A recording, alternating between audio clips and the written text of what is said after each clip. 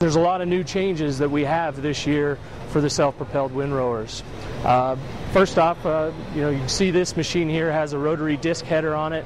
It's something that we've had for a few years now. We changed the design to a bigger disc, much more efficient, more robust, durable design that conditions and cuts the crop efficiently.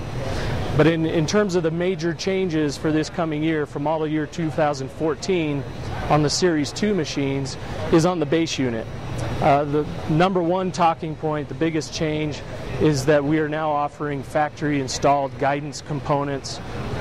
Instead of the dealer having to install those components, it's done at the factory. The machine will be ready to go, other than some small calibrations to make it field ready. In order to do all that and do the guidance part of it, we had to change the steering. And it's now an all hydraulic steering rather than a mechanical link system. So we're able to better control those finite adjustments that need to be made for guidance and GPS control on the machine. But also tied to that is now we have the ability to do 24-mile-an-hour transport speed. And in order to maintain stability and safety at that kind of speed with these machines, we had to do the hydraulic steering system. It allows us to have better control of that steering system at a faster rate of speed on a machine that is driven from the front wheels and is hydrostatic drive. And in addition to that, we've changed our rear caster wheel design, changing the axis of the wheel. We moved it 90 degrees, which changes the weight properties on that wheel so that it has less chance that it's going to wobble as we're going down the road at 24 miles an hour.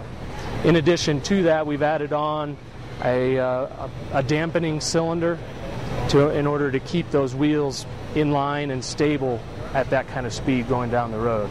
So those are the big changes this year. Also, we're doing on draper equipped units.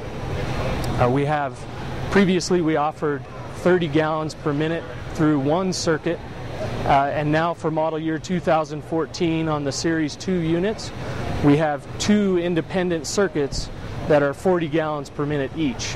So we're able to better maintain the knife drive and our draper and reel drive to give us better capacity, better field performance overall. Guys are covering more ground.